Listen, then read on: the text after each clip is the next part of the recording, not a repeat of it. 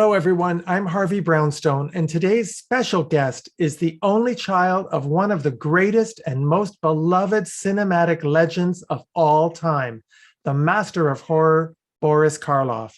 Although this brilliant British actor made 174 movies and demonstrated remarkable versatility in films like The Criminal Code, Scarface, The Public Defender, Five-Star Final, The Lost Patrol, The House of Rothschild, and The Body Snatcher, he is most definitely best remembered for his iconic roles in such horror classics as Frankenstein,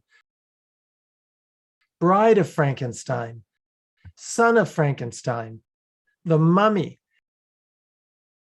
The Old Dark House, The Black Room, The Black Cat, and The Raven. He appeared in many television shows and starred in 3 TV series of his own: Thriller, Colonel March, and The Veil. And who can ever forget his portrayal of the Grinch in the classic animated Christmas special, How the Grinch Stole Christmas, for which he won a Grammy Award. Aside from his iconic work on film and television, he appeared in dozens of radio shows and stage productions, including the role of Captain Hook in Peter Pan on Broadway opposite Jean Arthur. And he earned a Tony Award nomination for his performance on Broadway opposite Julie Harris in The Lark. He also made over 20 children's recordings for Caedmon Records, and of course, his instantly recognizable voice inspired the 1962 hit song by Bobby Pickett, The Monster Mash. He was a charter member of the Screen Actors Guild, and he's one of the very few stars to have been awarded 2 stars on the Hollywood Walk of Fame, one for his work in movies and one for his work on TV. And in 1997, the US Postal Service honored him as Frankenstein's monster and the Mummy in its classic monster movie stamp series. I'm delighted to welcome Sara Karloff to our show. Miss Karloff, thank you so much for being here. Oh, it's my pleasure. Thank you for having me. Sara, your father's real name was William Henry Pratt, but around 1911, he started using the stage name Boris Karloff, which suggested some kind of Slavic heritage, but he was actually of Indian descent, and he didn't have any Eastern European ancestry, did he? No, he did not. He really was British through and through. He was very proud of his British heritage. I've read that the most important career advice that your father ever got was from Lon Chaney Sr. Is that right? That's correct. That's what I've heard too. He told your father to find something he can do that sets him apart from every other actor and find a niche. And that's exactly what your dad did. That's correct. I guess my dad was waiting in a bus stop in the rain, and Lon Chaney Sr. saw him there. My father was nothing but a bit part actor at that point, and Lon Chaney Sr. was nice enough to stop and give my dad a ride home. And during that ride, my father must have asked him for some advice, and that's the advice that Lon Chaney Sr. gave him. And it was, of course, invaluable and came to fruition when he was offered the part as Frankenstein by James Whale. You know, a lot of people may not realize that your father made 80 movies before making Frankenstein, and he got the role. That's right. He got the role of the monster in Frankenstein because Lon Chaney Sr. passed away and Bela Lugosi turned it down because it wasn't a speaking part. Do you think Bela Lugosi ever regretted that decision? We'll never know. We'll never know. Is it true that your father wasn't even invited to attend the premiere of Frankenstein? That's correct. Why? I don't think he was intended or expected to be the star of the film. I think Colin Clive was expected to be the star of the film. And I just think that since he wore all that makeup and it was not a speaking role, I think no one anticipated the outcome of the pivotal difference that this film made in my father's career. He didn't get credit in the opening rolling credits, but at the end rolling credits, he did get his name. But I don't think it was an oversight. I just think that he didn't have enough prestige before that film to get an invitation. Now, obviously, the makeup and costumes in Frankenstein and The Mummy were instrumental in your father's performances. He always acknowledged that, but the makeup was extremely onerous. 4 hours to put it on, 4 hours to take it off. That's an entire working day. Did he ever say which makeup and costumes were the most uncomfortable, Frankenstein or The Mummy? He said actually that The Mummy was equally uncomfortable, unexpectedly so, but equally uncomfortable. And a funny story was that when they finished applying the makeup for the role of Imhotep, he pointed out to them that they had neglected to put in a fly. And so they had to make some adjustments to the gauze wrapping for the day's shoot. And then at the end of the day, he passed out because they had not anticipated that the gauze would absorb all his bodily fluids, and he simply passed out from dehydration. Talk about sacrificing for your art. Well, he just loved his profession, loved what he did, and was appreciative of every role he ever got to play. As you said, Frankenstein was his 81st film, and he often joked nobody saw the first 80. So once his career took off, and he'd been in the business 20 years, he was in repertory theater in British Columbia for 10 years before he came down to Hollywood. He'd been in Hollywood for 10 years, and as he said, nobody knew it except him before he got his break as the creature in Frankenstein. So he was terribly grateful, appreciative for every role he ever played. He certainly had paid his dues. And so the Mummy makeup was extremely uncomfortable. It was equally arduous, and it was equally dangerous because once he was in the role of Ardith Bay, which he played both parts, that was also a lead-based makeup. And so that was extremely dangerous. Well, I want to mention here, Sara, that because of the onerous working conditions that your father endured on some of those early movies, he was a founding member of the Screen Actors Guild, which is really a union for actors. And he advocated strongly for better working conditions on movie sets and to eliminate discrimination in casting. That was actually a very brave thing to do back then, wasn't it? Oh, extremely so. His card number was number 9. He was one of the founding members. And those actors were really putting their careers on the line. They were risking the fact that they might never work again because they were forming a union essentially against the studios, against the producers and directors. And my mother said that they used to park their cars blocks away from one another's houses and then walk to the meetings. And that at parties, they would dance by one another and whisper, meeting Tuesday night at so-and-so's house, and then dance on by. It was really very dangerous. And very, very brave. Very brave of those. There were, I believe, 15 members of the founding members.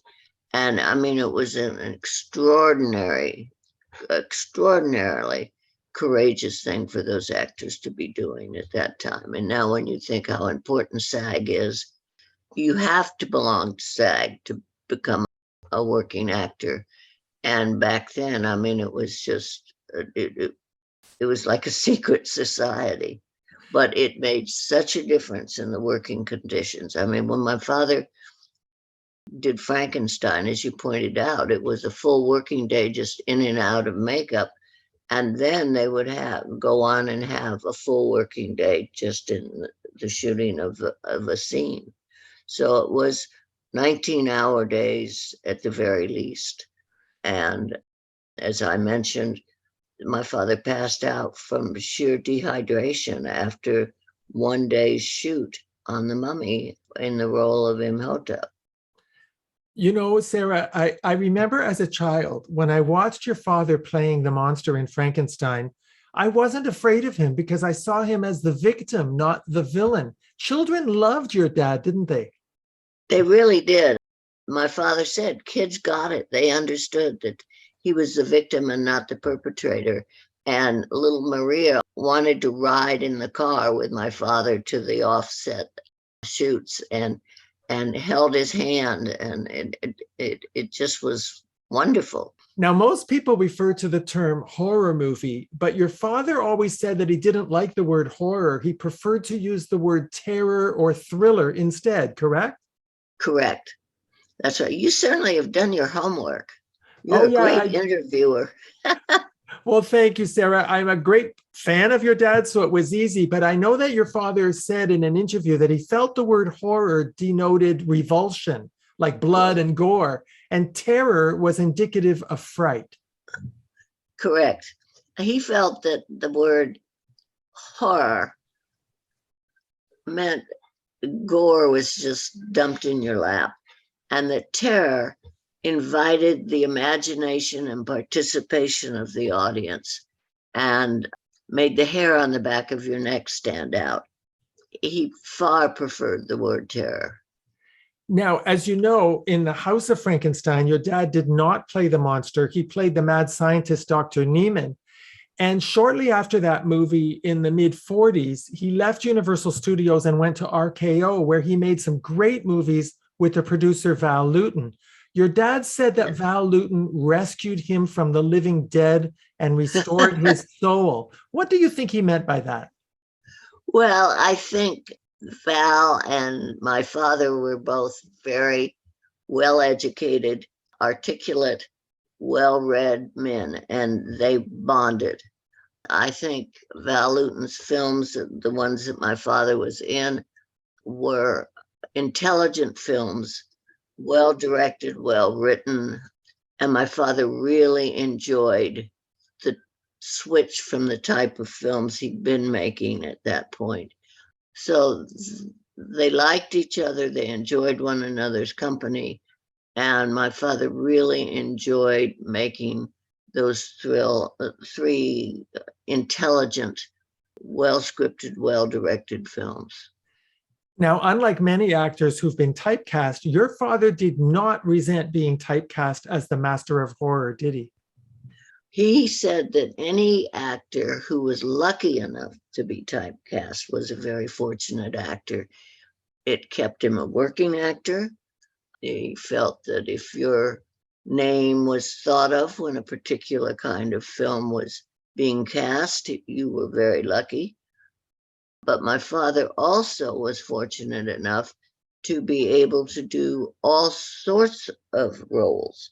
He played some comedy. He was on Broadway.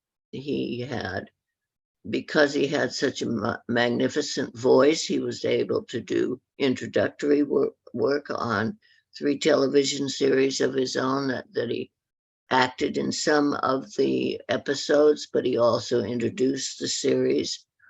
He was, as I said, he was on Broadway in 5 different plays. So he had a very broad-based career.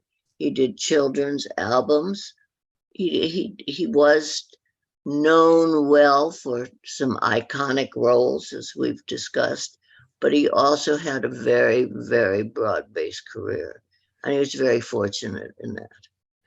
He worked with some of the greatest stars of all time, including, and I'm just mentioning a few here, Lionel Barrymore, Edward G. Robinson, Jimmy Cagney, Gloria Swanson, Douglas Fairbanks Jr., Olivier, Loretta Young, Peter Lorre, and that's just naming a few. Did he ever tell you, Sara, who his favorite actors were? No, not really. He did say that he admired the work of, and now I'm going to forget his last name. I'll bet you it was George Kennedy. You're absolutely right. because I did my homework. You did indeed. My goodness, thank you for saving me. And I was at a convention and George Kennedy was there. And I knew that my father was a very modest man. And he never brought his work home. And he never really discussed other actors or talked about other actors. But he did say that to me about George Kennedy. And it was so unusual that he did. And so I had the opportunity, and I thought, I must tell him what my father said. So I made a point of going over to where Mr. Kennedy was sitting, and I told him this story, and it brought tears to his eyes. But I thought, this is an opportunity to share the one time I ever heard my father even talk about another actor, but to really pay a heartfelt compliment to another actor.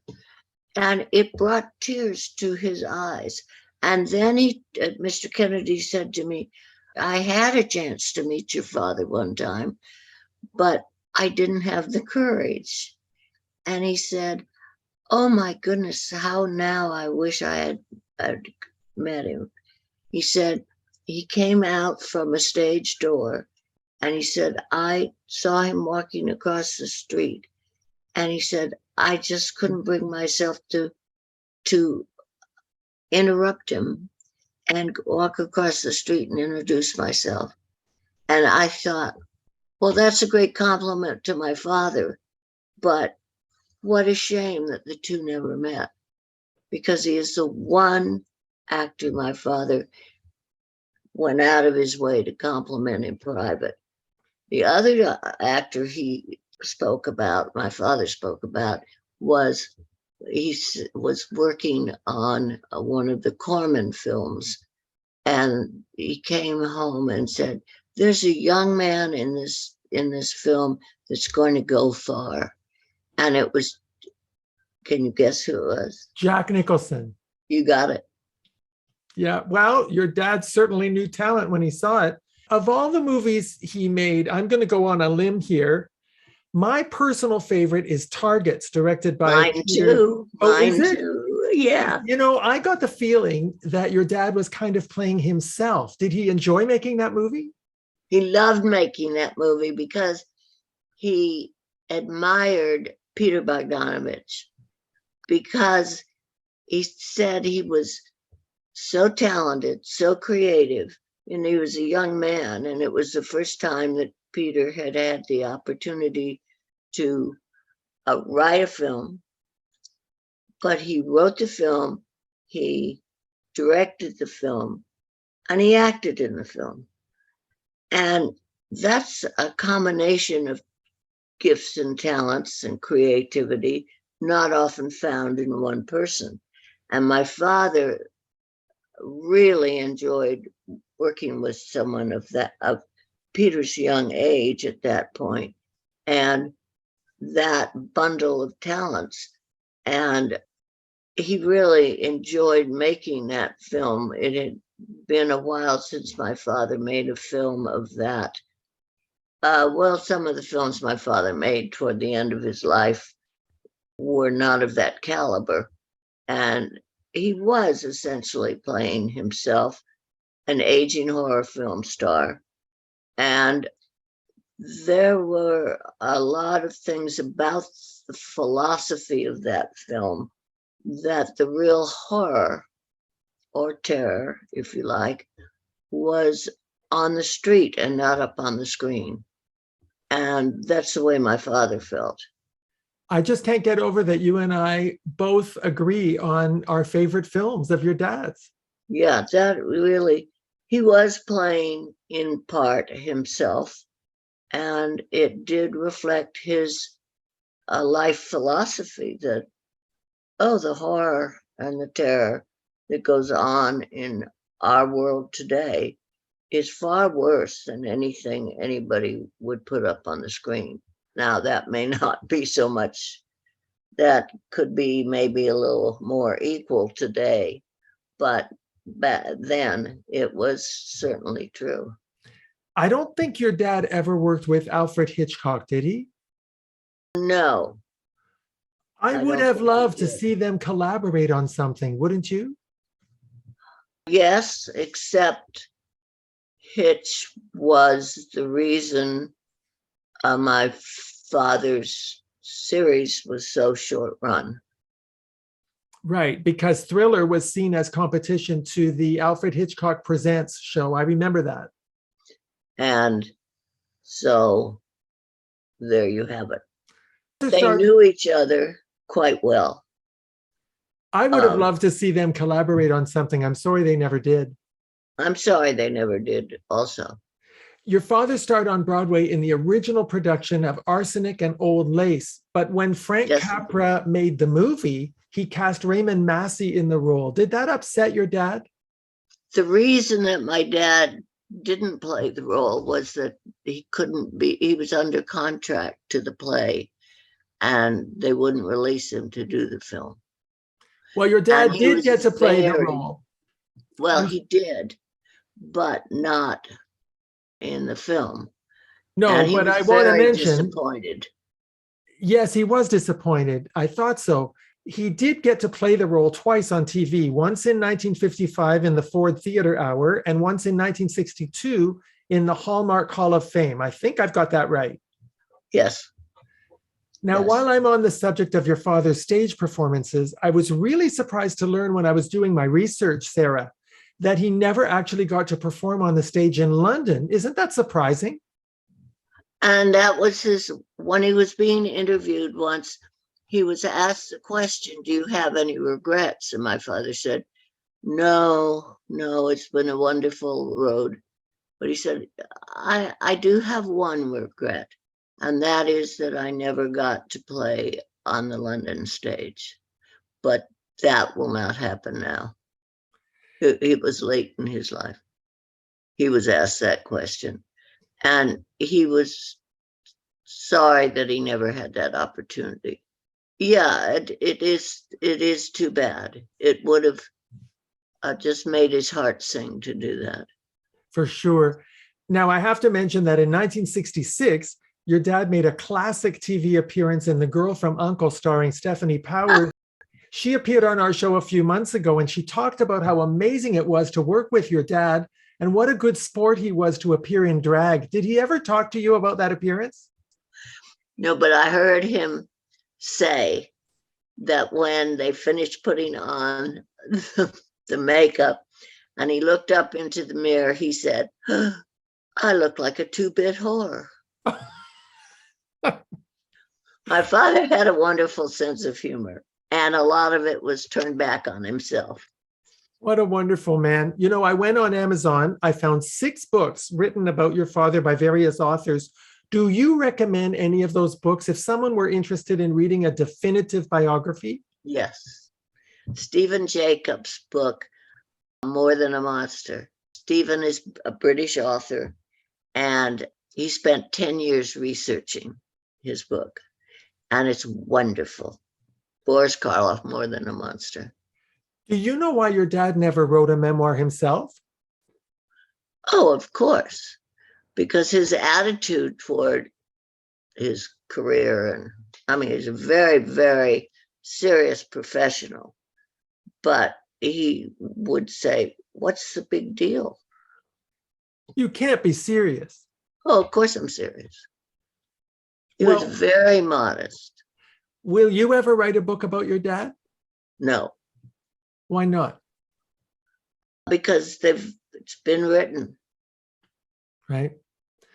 Well, a lot of people don't know this about your father, but for many years, he would dress up as Father Christmas and hand out presents to disabled children at a hospital in Baltimore. He was a very generous man. He was extremely well liked within the industry because he was always a gentleman, wasn't he? He was, and he was very modest and very self-effacing in his humor. he took great pride in his work. And when I say that, I don't mean ego-wise, but he worked very hard at being professional about his profession. I learned something wonderful the other day. I had the opportunity to meet with and appear with the family from How the Grinch Stole Christmas.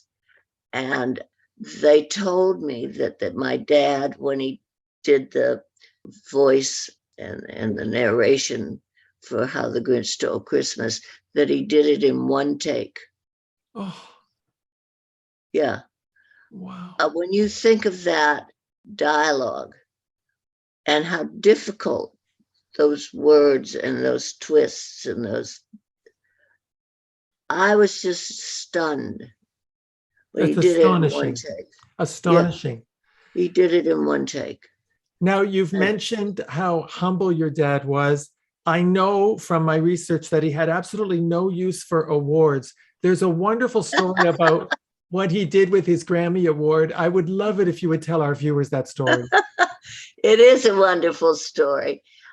When my dad was nominated for a Grammy for How the Grinch Stole Christmas as an best narration of an animated film, he was in England, and his agent, Arthur Kennard, was in Los Angeles. He asked Arthur if he would go to the award ceremony for him rather than fly back and take the honors himself. That reflects his modesty. And so the next time that my dad was over from England to the Los Angeles area for work, he, of course, went to his agent's office, and Arthur said, "Here, Boris, here's your Grammy. Here it is." So my father took it and he looked at it and he said, "It looks like a bloody doorstop." And he went over and he put it at Arthur's door and left it there. Who has it now? I do. Oh, I'm very glad to know that you have it. Finally, I have it. Yes. I want to ask you a bit about yourself. I want to just mention that most of your childhood was spent away from the spotlight because you and your mom left Hollywood when you were 7 years old after your parents separated. But were you stigmatized as a child or as a young actress for being the daughter of Boris Karloff? No, his reputation was so wonderful that there was no stigmatism as the daughter of Boris Karloff. Now, as Frankenstein's daughter, there was a lot of teasing. Yeah. And actually, as I got older in college, etc., there was even more teasing as the daughter of Frankenstein. However, you learn to live with that. When I was younger and living, and we were living in Hollywood and Beverly Hills, a recognizable name like Karloff didn't stand out like a sore thumb. When after my parents divorced and my mother and I moved to San Francisco, and each of my parents very happily remarried, I still kept my name Karloff, and I adored my stepfather. And my stepmother was wonderful to my father. So it was a win-win situation. But in San Francisco at a private girls' school, then a name like Karloff stood out like a sore thumb. Yeah. However, part of going to a private girls' school in San Francisco is manners. So I didn't take too much of a ribbing up there, although it did stand out a lot more. It was really when I went off to college that the ribbing began. Well, the first time I ever saw you was on This Is Your Life when your dad was the subject of the show. And I got the feeling that he really did not seem happy to be there. Am I right? He and my stepmother, Evie, and Ralph and Barbara Edwards were very good friends. And very often, my father and Evie would go to the show and watch it from the wings. And my father had gotten Ralph to promise that he would never do a show on him because my father was very modest and very self-effacing and really private. He did not lead the life of a movie star, quote unquote. And he had gotten Ralph to promise he would never, ever do a show on him. So my father was sitting in the wings watching the show, and somehow Evie talked Ralph into betraying that promise. And so when my father was sitting in the wings and heard his name, he thought he was just being introduced to the audience because he was sitting in the wings. And if anyone watches that show, they realize that it takes several introductions from my father before my father realized with great horror that he was the subject of the show that night. He gave my stepmother a look that would freeze Jamaica. I mean, he was horrified. Yeah, I saw that And look. he was not a happy camper, but he was a lovely actor. And so he went through the evening. He was delighted to see Jack Pierce. His makeup man. He adored Jack Pierce. He respected Jack Pierce. And he said the best makeup man in the world and just praised Jack, on, and was very sincere about it. He was delighted to see the cricketer because my father's favorite pastime was cricket. He was delighted to see the man from Alaska with whom he had met him as the producer of Arsenic and Old Lace when my father went up to Anchorage and did Arsenic and Old Lace. He didn't like the story being told by that man that my father donated all his salary back to the charity, because that's my father's modesty and privacy. He was delighted to see a couple of the people, but Ralph had to dig and dig to find people to even have on the show because my father was a very private man. It was very uncomfortable for my father, and he was not happy whatsoever that show was ever done. Yeah, I remember that. Now, I have to ask you this question, Sara. Do you like scary movies? It's the worst casting in the world, me as my father's daughter, because I am the biggest wuss in the world. I leave the room during Murder, She Wrote. The music rises and I'm out of the room. Now, there was a documentary released in 2021 entitled Boris Karloff, The Man Behind the Monster. Were you happy with it? Yes, I think they did a very fine job of interviewing people who had worked with my father. Sara, tell me about the new Boris Karloff blend of coffee. It's being sold on the Breakfast at Dominique's website, correct? Yes, it is, and it's sold through me too, and it's on my webpage. And here is what the package looks like. And that's my dad drinking coffee. So that's the Boris Karloff coffee. And do you like the flavor? You're happy with the blend? Oh, everybody, I gave it as Christmas presents to everybody I could think of. And it is beautifully packaged and has all sorts of information on the back. And I am just absolutely thrilled with it. And everybody, truly, truly, truly, everybody I have given it to says it is absolutely delicious. And I am so thrilled with it. And I am so impressed with Dominique as a businesswoman. And I think she has other blends that I don't care about. I only care about this one. But it is wonderful. I'm just delighted with it. So Yes, I have to confess, I have bought a bag myself, and it is a very rich, dark roast.